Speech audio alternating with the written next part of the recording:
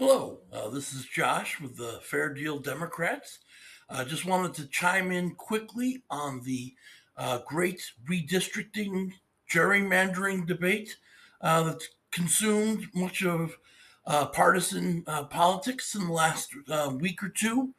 As you probably know, President Trump, in order to help secure a Republican majority in the House of Representatives in 2026, has encouraged his allies in Texas, possibly Ohio and Florida as well, to look to doing a mid-decade redistricting uh, to increase the possible number of Republican seats in the Texas delegation. As a result of this, the Texas Democrats in the state legislature have left the state, most of them. They were here in Illinois, some of them are in California, apparently, in an effort to deny the legislature a quorum to vote on this redistricting map. Um, so there's been a lot of clamor, particularly in activist circles in the Democratic Party, to that the Democrats should match the Republican redistricting gerrymandering in Texas, at least in California, possibly Illinois and some other states, New York, where they have, they control the legislature and the governorship, in an effort to forestall any potential gains that the Republicans might make by redistricting Texas.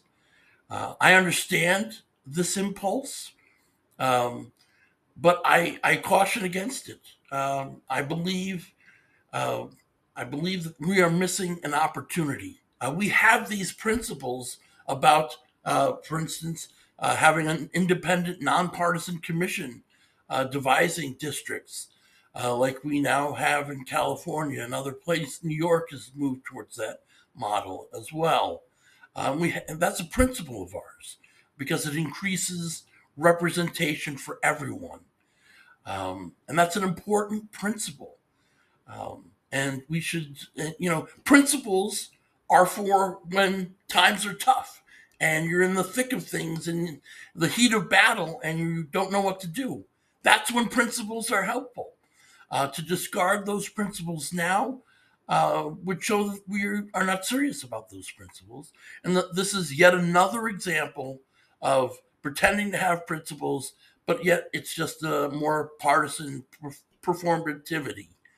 Um, but the second and more important issue, uh, as far as I see it, is that the Texas map that they're developing, which potentially could give them up to 5 more Republican seats, um, poses genuine risks for Republicans. People don't particularly understand how gerrymandering works. It does not create safe seats for the party in charge. It creates seats where they have a small but secure advantage over the other party, and they give the other party numerous seats where they're completely safe. So they put 90, several districts in Texas where their percentages will be in the 90s in terms of Democratic voting. And these newer districts will be something like 53-47 for Republicans, but a fairly secure 53%. In particular, they are betting that they can continue to build on the momentum that Trump has generated, particularly among Latino males. And that's an opportunity, right? Because we can win some of those seats if we can talk to Latino males more effectively. And that is a challenge that we cannot run from. That is, we have to win that fight. Whether the consequences right now are a seat or 2 or 3 in Congress, we still have to find a way to speak that language and connect with the values um, of, in particular, Latino males, but generally speaking, voters who may not be inclined to vote Democratic. They are not buying what we're selling, and we have to sell them something different. And gerrymandering perpetuates the idea that we can continue to talk uh, comfortably about things we want to talk about, that are good for our activist bases, that are good for our already elected officials, but they're already safe, they're already comfortable, and they're too comfortable. That's the problem. And this is an opportunity for them to be less comfortable, for us to reach out to voters who may have voted for us in the past, but feel that they no longer share any of our values, that we left them, as people like to say, um, uh, and we cannot back away from this fight. Ruben Gallego, the new senator, former congressman from Arizona, um, made a point of saying that, look, if we're going to talk to some of these constituencies, particularly Latino males, they want things like a big ass truck. They want to drive a car that has poor gas mileage. They do not want to drive the latest electric vehicle. And if we're ultimately going to win back enough voters to win in some of these swing districts, we have to be okay with it. That's part of the way we expand the tent. So I just think it's an incredible opportunity for us to be forced to do things that are out of our comfort zone.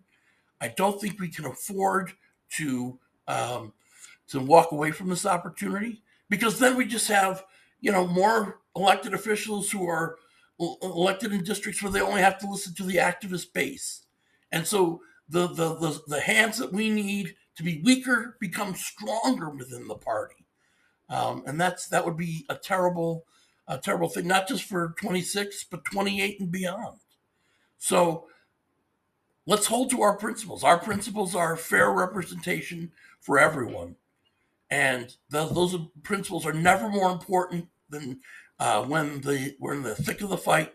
We're in the thick of the fight now. We need to hold to our principles, and we need to learn to speak to constituencies who do not feel that we represent their values. And we can play map games just like the Republicans, but we will have missed the point. Thank you.